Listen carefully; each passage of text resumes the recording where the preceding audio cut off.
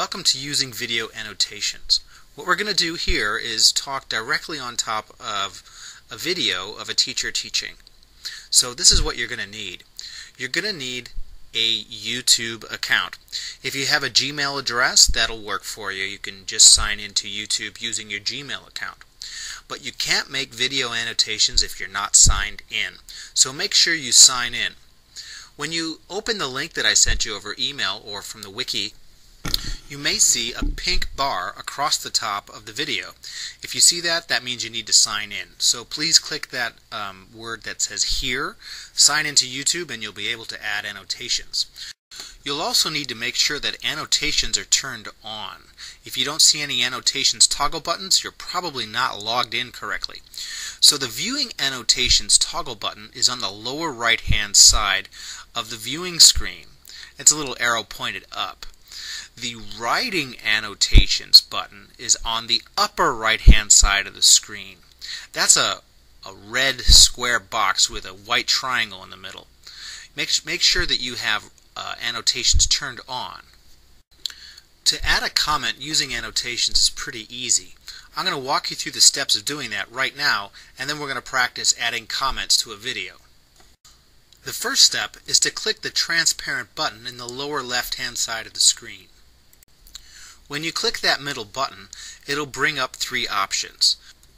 Now, only the two on the left will actually allow you to write something. Let's stick to the speech bubble farthest to the left for now. After you click the speech bubble, then you'll have a few other choices. You'll have, of course, the space in the middle there where you can add your text. Then you could change the color with those little boxes to the right of that. And then when you've finished adding the text, just click Publish, and that'll insert your comment right into the video. At the end, if you like, you can change the amount of time that your comment is displayed on the screen using those little yellow triangles in the lower left-hand corner on the timeline. That's pretty much it. After this, you should be set to add video annotations to a YouTube video.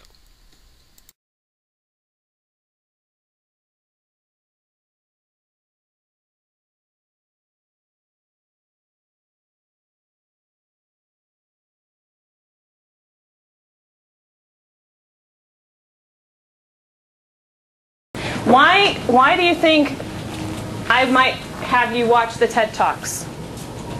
Any idea or clue why I might do this? Stacy, take a step. You could use it in your classroom. Well, yeah, you could totally, if you could connect it to your classroom, absolutely. You could totally use it in your classroom. But any other ideas about why you might like it? That's a good thought.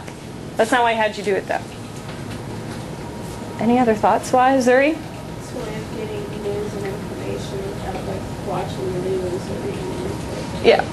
Ideally, you're intrinsically motivated to learn something new on your own.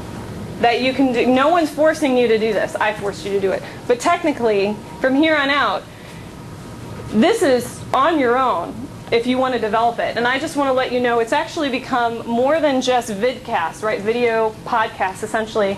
It's now at the community. It's at the regional and global level. And I want to show you just a quick video, so if you don't mind, about how this has gone worldwide and in communities and in cities where you can actually watch the TED Talks themselves. It's quite inspirational too, so if you think TED inspires, you might find this inspirational as well.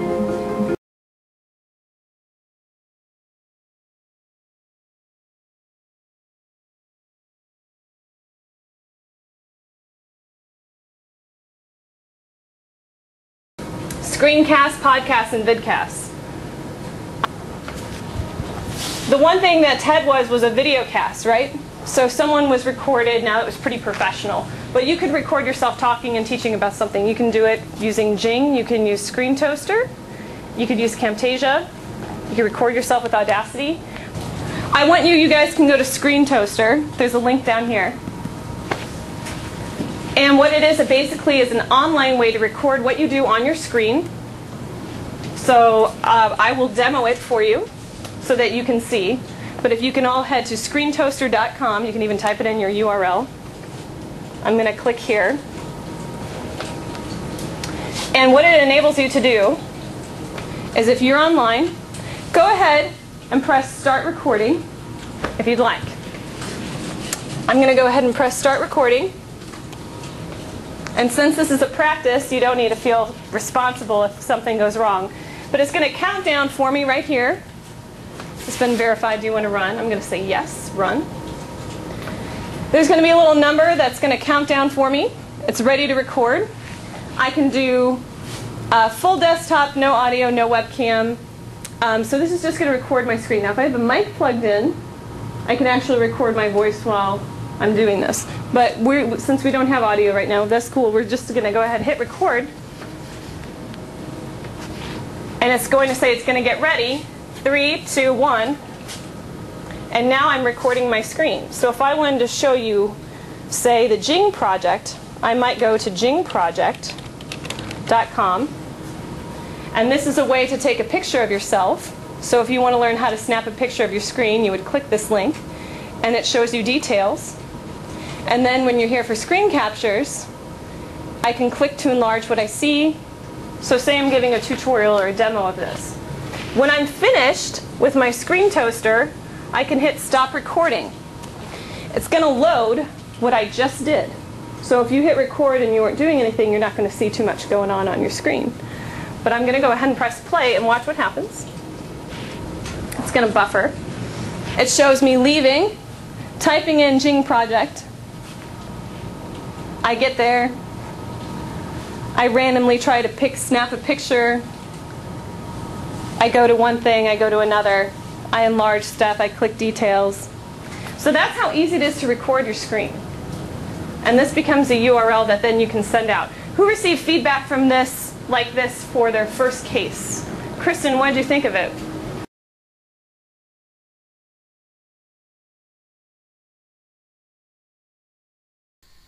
Take a second now and see if you'd like to go back and change the length of your comments or edit what you said.